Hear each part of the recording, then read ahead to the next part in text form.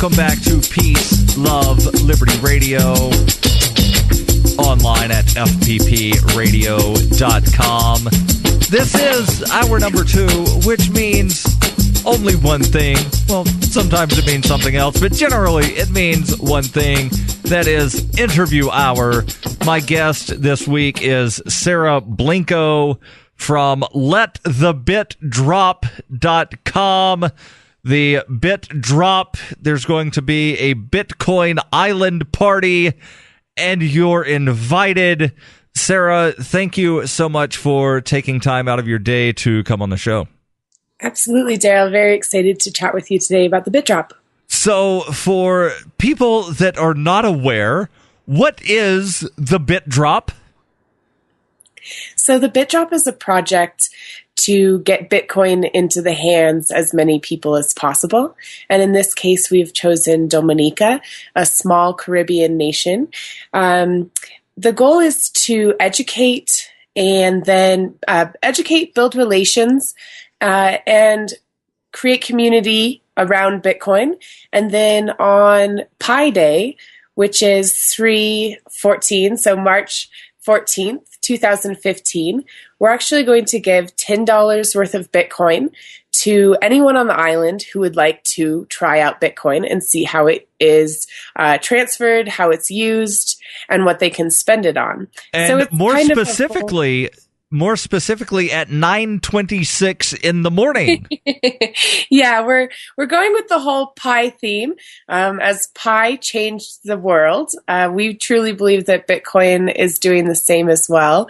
And it's also a little catchy thing to remember, as we would love Bitcoin members, like community members, to come down and join us for the party, help some of the locals learn how to use and send and receive Bitcoin. So we tried to do a little catchy marketing on that one, because nobody will ever forget what Pi is. It's very easy to remember.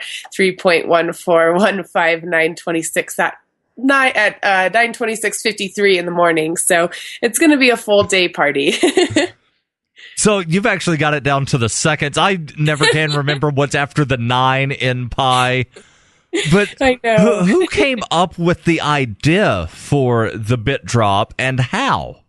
Sure. So Ira Miller is the CEO of Coinapult, who's based in Panama. And Coinapult is a merchant processor and a wallet company. And Ira is very interested in global adoption, especially educated adoption. So I was speaking with Ira about 5 or 6 months ago, and he mentioned that he had been working on a project to get Bitcoin into the hands of an entire nation. And I immediately was just infatuated with the idea. And about 4 months ago, he offered me the position as the project manager. So Ira has been working with a couple other companies who are also sponsoring the Bit Drop, and they've been creating kind of opening doors for the Bit Drop to happen on Dominica. So that's kind of how it came about. And in the last 4 months, I've kind of taken the project over and brought on new sponsors from the cryptocurrency community, as well as other sponsors outside of the cryptocurrency community that just support cryptocurrency use. And that's kind of how it was born. It's been in the works for about a year now, and the overall goal is to build relationships, create education, and awareness about the Bitcoin technology, so that we can see what an entire island or mini economy can do when the blockchain technology is understood by a large percentage of them. So what sort of factors played into Dominica being the, I guess, the target island for the Bit Drop? Sure. Because there are definitely islands with less than 70,000 people that would be a little more economically feasible to wind up giving money to. Sure. So, basically anyone in the world can own Bitcoin, and we didn't want to choose an island that was too small and not enough impact for the world to see. However, even one single node on the network, any single person that participates within Bitcoin helps to strengthen the network. So that's something that we've looked at a lot. But the reason why Dominica was chosen is it's a sovereign nation. They have a very forward-thinking government. The prime minister is young and very interested in bringing new technology to the island. So that's one of the main reasons. Another main reason that I've really fallen in love with is I think it's about 24% of their community is under the age of 24. So they've got a very, very young population. And that's a perfect time to introduce technology and get these ideas and the decentralization of all things, especially through the blockchain, kind of taught young.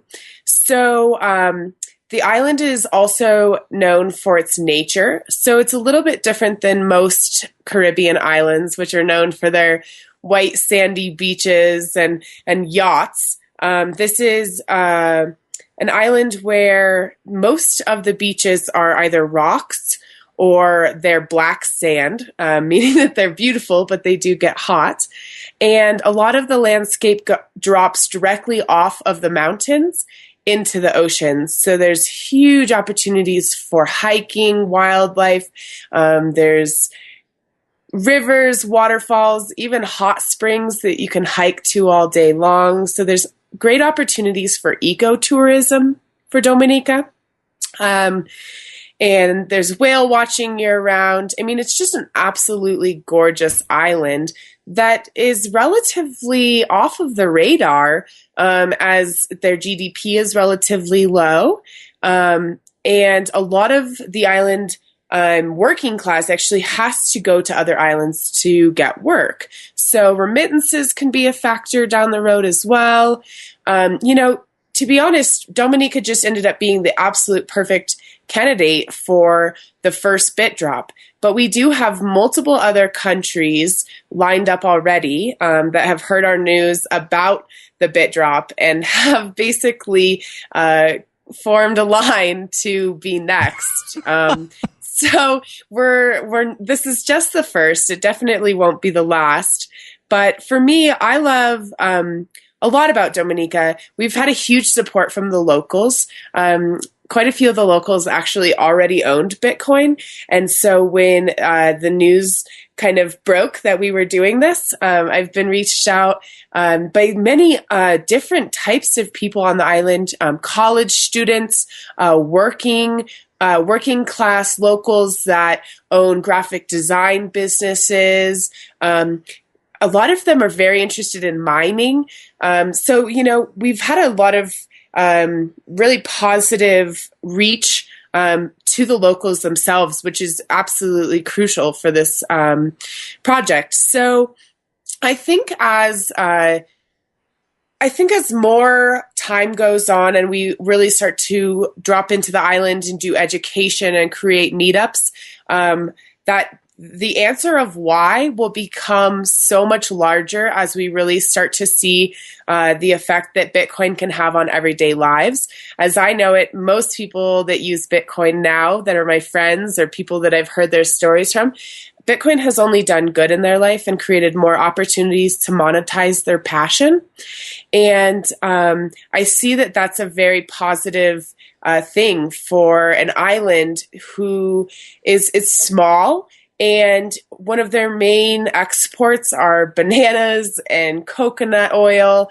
And there's such a large young population that, giving them the opportunity to participate within Bitcoin and the blockchain community and Bitcoin 2.0, who knows what will come out of this in the next few years. So I think it's really yet to be told why Dominica, except for kind of the general facts of 70,000 people is much easier to do than a very, very large nation at first. Hold your thoughts there, Sarah. We are at the end of this segment. When we come back, we'll find out more about why My guest is Sarah Blincoe from Let the Bit Drop. They are planning to wind up giving Bitcoin. Like, here, have this. We want you to have some free, new, cool digital money. Take it. They are giving away Bitcoin to people on the island of Dominica. That will happen on March 14th, 2015 at 9:26 a.m. And according to Sarah, also at 53 seconds within that minute to correspond to Pi Day. That's Pi, the letter Pi. It's the mathematical formula for, basically it's 22 divided by 7. Is, you remember the thing pi r squared? No, they're not. They're round. But pi, it's a number that you multiply by the radius, and then you figure out the circumference of the circle. And March 14th has become known as Pi Day. So Pi Day 2015 at 9:26 and 53 seconds a.m. is when the bit drop officially takes place on the island of Dominica. And Sarah was explaining all of the reasons behind Dominica being the first country to wind up having a bit drop. There might be more in the future, it sounds like, but I want to find out more about this, first ever bit drop, because I remember hearing that there was going to be something similar in, I think, Iceland several months ago, but it wasn't Bitcoin. No.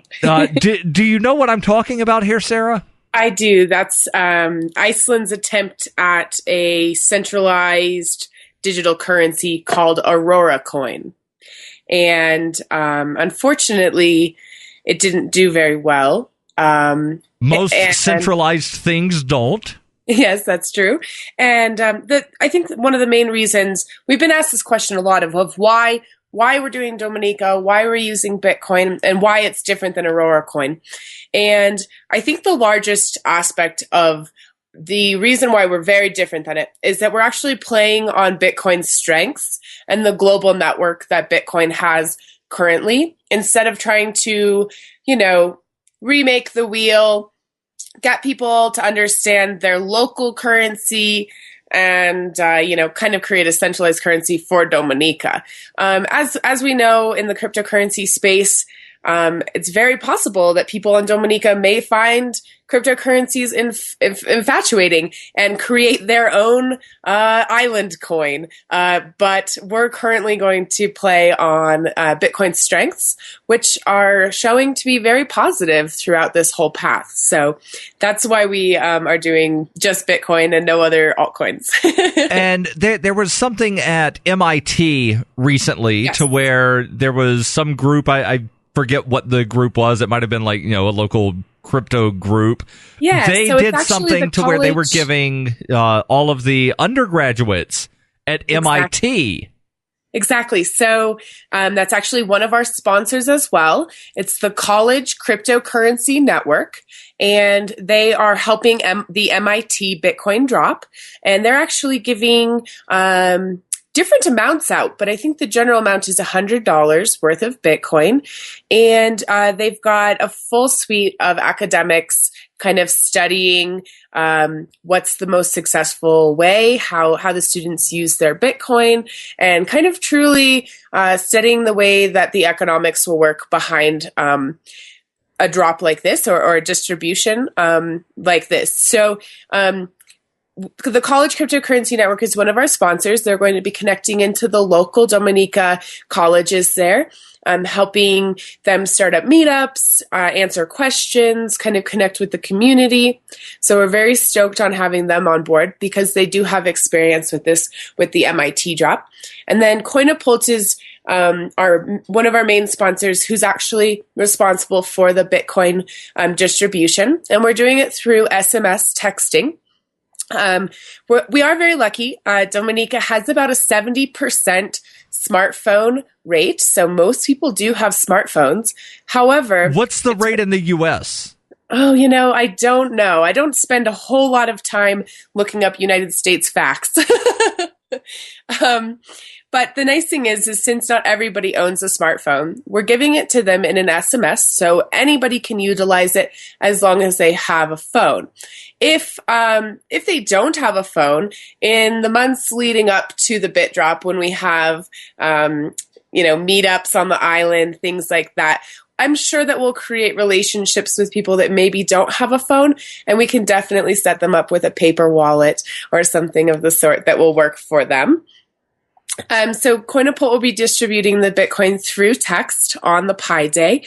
And although, we are having a party on Pi Day to kind of celebrate, the education that's leading up to it will actually kind of be the concrete that shows the people how to use Bitcoin. So on the party day, we're hoping to have music artists, food, drinks, even local merchants having things for sale for Bitcoin, and giving the entire population an opportunity to send and receive Bitcoin quickly and show kind of the proof of concept of how fun and easy and quick it can be. Which is, most of the time when you set somebody up with Bitcoin, you talk to them a little bit about it, you get those faces like they're not quite sure, and then you kind of go, hey, I'll just show you. And the minute that you show them, they're like, wow, that was really quick. And then they start asking more pointed questions that you can answer. So we're kind of trying to integrate the education as well as the experience all within the next 6 months, and really see what this country will do with it. One of the main things that I look at is, Dominica's not in need and aid of right now, but they are and have been hit by hurricanes. So for me, one of the main reasons why I really love the blockchain is transparency. And I looked at Hurricane Haiti when I started getting into this project, and I really wanted to know, what are the implications for bringing a digital technology that can connect an individual on an island with the rest of the world. And I found a lot of very heart-wrenching facts about nonprofits and aid that really kind of lit the fire under me about how we can truly change the world, especially when it comes to receiving aid and sending aid. So $9 billion of support was donated by public and private donations for Haiti.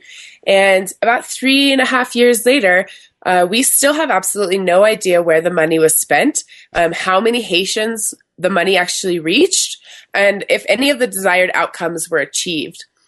And so it's a very great opportunity to kind of give a nation the opportunity to learn about a technology that can instantly connect them to global aid in case of a disaster. And this isn't just for Dominica. This could be for any single town, country, citizen, anybody in the world that needs aid.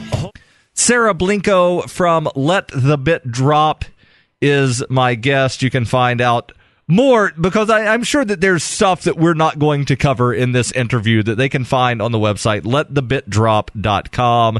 That's letthebitdrop, all one word, .com. And I'm glad you mentioned about the use of Bitcoin for relief efforts. There's a group called Free Aid. I'm not sure if you're familiar with them or not, where when the Philippines got hit with, I think it was a typhoon, they did a fundraiser and raised a fair amount of Bitcoin to wind up getting sent out to the Philippines in that relief effort.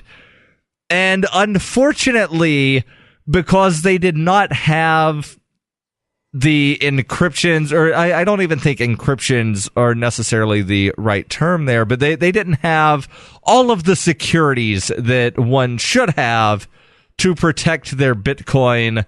Some of the Bitcoin that were raised to go out to the Philippines, as well as other Bitcoins that had been raised for general purposes for free aid, wound up getting stolen out of an online wallet. So one thing that I'm hoping that this is something that you guys are going to wind up covering when you do this bit drop, is helping people learn how to protect their Bitcoin. Absolutely, yes. I looked into this. I know about Free Aid and Stephanie Murphy, and I was just heartbroken when that happens, because it's such a hit to the community, you know, to really try to do good things and have it kind of pulled from underneath you. We'll be keeping our Bitcoin in cold storage. We're making sure that there's high security on that. But on to the education is with the different wallet sponsors. We're going to have a point of sale sponsor, Bitcoin ATM sponsor, education sponsors. We've got cheapair.com already providing a discount code for anyone that wants to fly to Dominica with Bitcoin.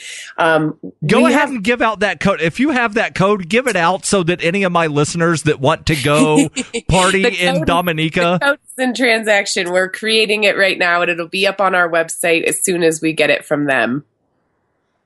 So they're going in and creating that in their system currently to get that started. So once I have the date of when you can start using it, I'll make sure to put a shout out on Twitter to you and anybody else that wants to fly there on Bitcoin. But within all of our sponsors, one of the main purposes of education is to make sure that each Dominican understands that there's opportunities to be your own bank and to keep your Bitcoin safe.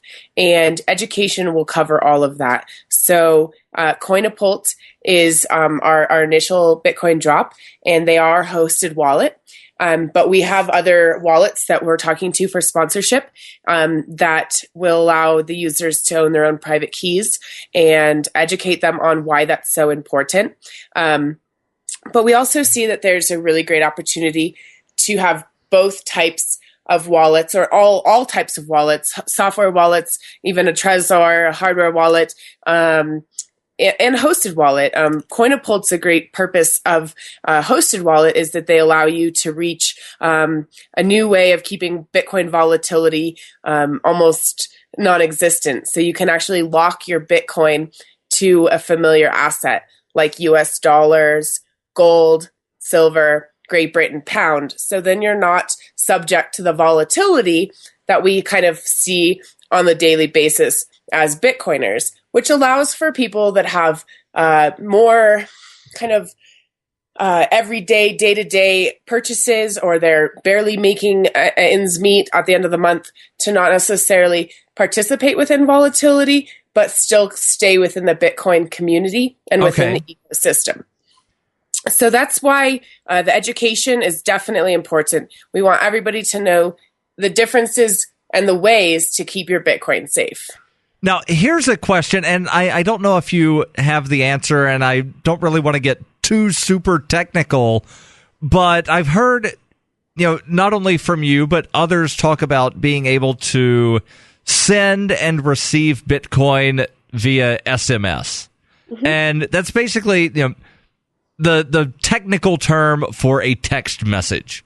That's correct. So how exactly does Bitcoin wind up getting sent and received in a text message?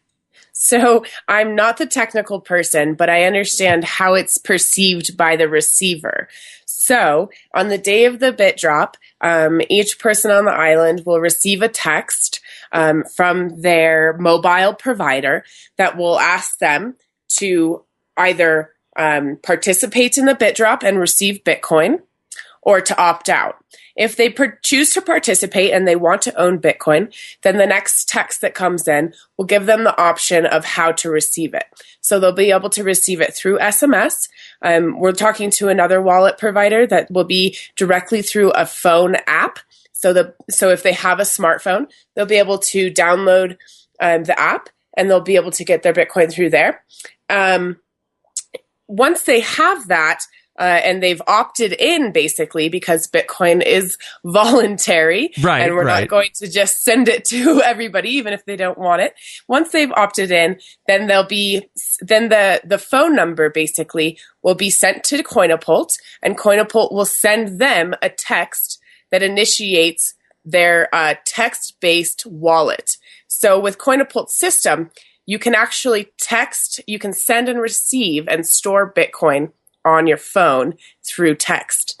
So I don't know the exact coding behind how they do it, but you can basically text your friend Bitcoin, kind of like how you can email your friend Bitcoin on some of the wallets now. Okay.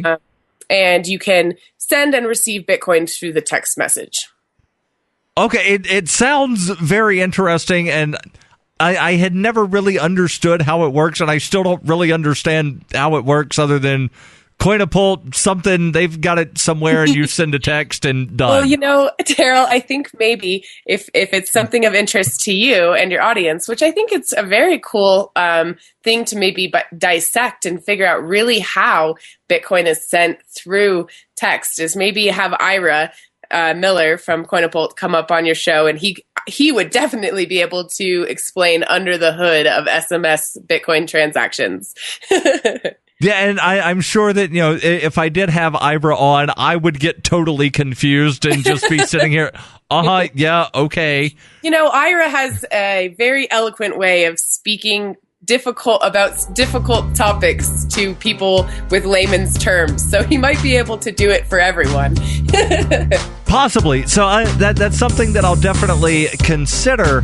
And when we come back in this last segment, Sarah, I want to find out more about this thing that you're doing on your website, to where you're going to be sending someone to Dominica, yes, so that they can be there.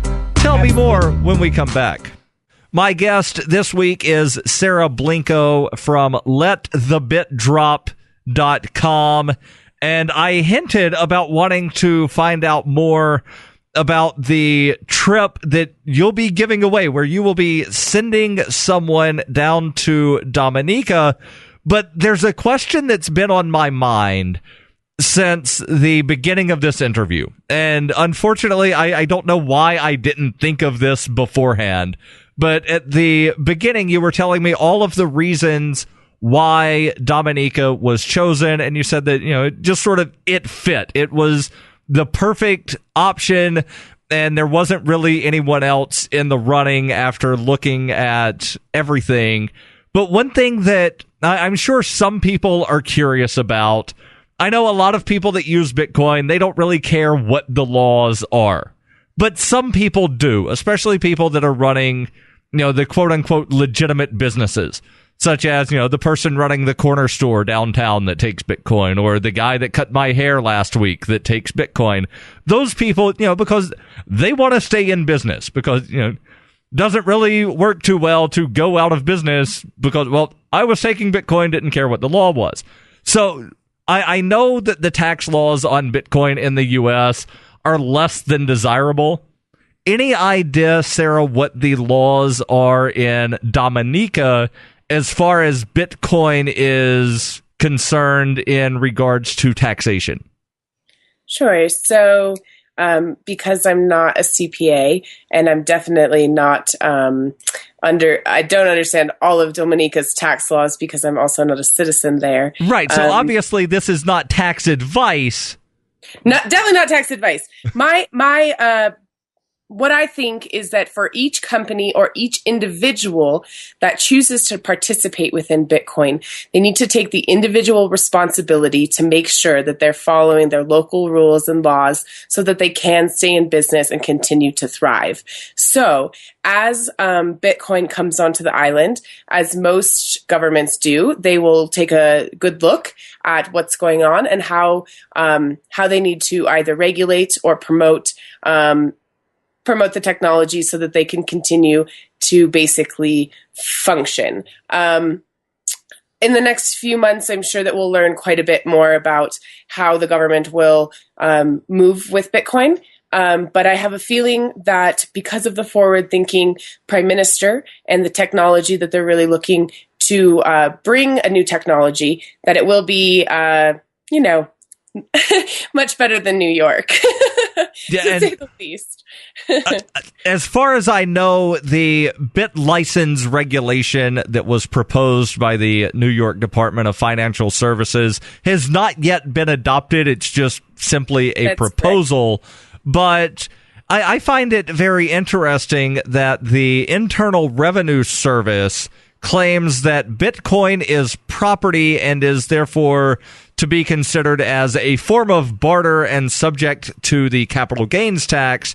Yet the Financial Services Network, they have decreed that no, Bitcoin it's a type of money and you need this special money transmitter license to deal with it.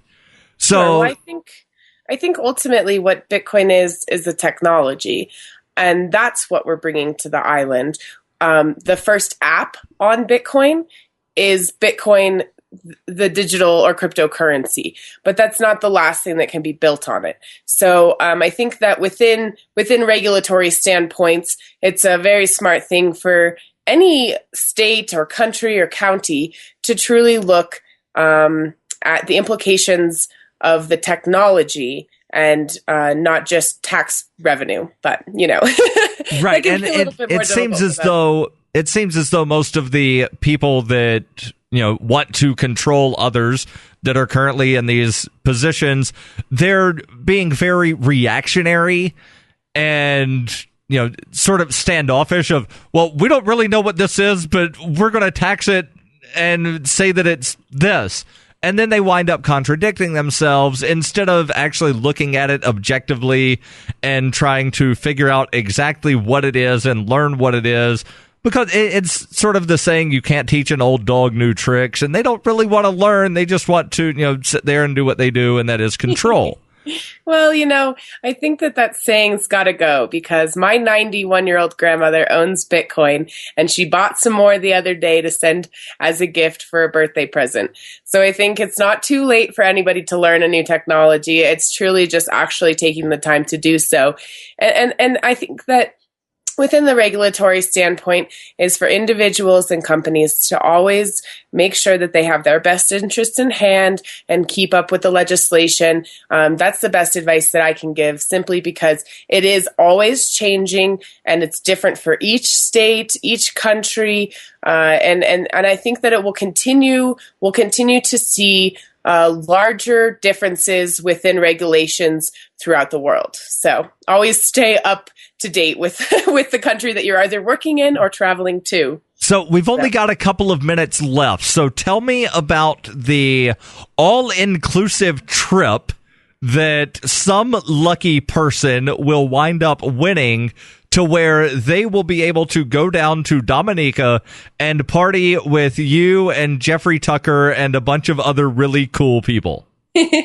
So we've actually got two trips going on right now. One is the all-inclusive trip to Dominica, which you can apply to win through our website. It's a 0.1 Bitcoin donation, so it's about $40 today at today's rate. The directions are on our website, but it's basically tweeting us, then sending us an email with your address of send and your Twitter handle. So when we choose the winner, we can not only get in touch with you, but tell all your Twitter friends as well. The trip will include airline, flight, hotel, and the party. And we have another sponsor that just came on yesterday, which is Charter Ace, and they are a yacht and luxury airline company that accepts Bitcoin. And so Charter Ace has kind of doing a little bit of a lottery like this as well. You can donate, I think it's 0.01 Bitcoin, and win a chance or participate to win a chance to go on the yacht party that we're having. So we're going to not only have an on-land party, but we're also going to have a yacht party and hopefully see some sperm whales and some Rizzo dolphins and, other beautiful ocean life during the party. So we've got two chances to win trips going on right now. But we also have donations from anyone. So even if you only have a couple Satoshis, but you'd like to see the proof of concept for Bitcoin to happen, and you think that the Bit Drop is a good place to maybe shoot us a couple bits, we would love that as well. The Bit Drop is fully funded through donations from the public as well as our private sponsors. So we are working to make sure that all of our donations are transparent through the blockchain, and we're really trying to kind of make a new form of nonprofit where it's not just a nonprofit because we've got an NGO. It's because we use the blockchain and everybody can see what we're doing with our funds. So we've got there's great options. We've got about a minute left, and I love asking Bitcoin people this question. What is the most interesting thing that you have ever purchased with Bitcoin? The most interesting thing I've ever purchased with Bitcoin. Well, we almost got a rental car in Croatia the other day, so that would have been fun. I think. Well, I think the most interesting thing I've ever received Bitcoin for was being a designated driver. So that was, being sober and getting paid in Bitcoin was great. What else have I bought? I don't know. I always try to support people. Julia Taransky just put out her The Ghost Outside of the Blockchain t-shirts, and I bought one of those. And I don't know. I give more of Bitcoin away than I actually buy. So I've set up over 122 women with Bitcoin, and I give them Bitcoin. So I give more than I buy, unfortunately. Awesome. Thank you, Sarah. Unfortunately, we are out of time.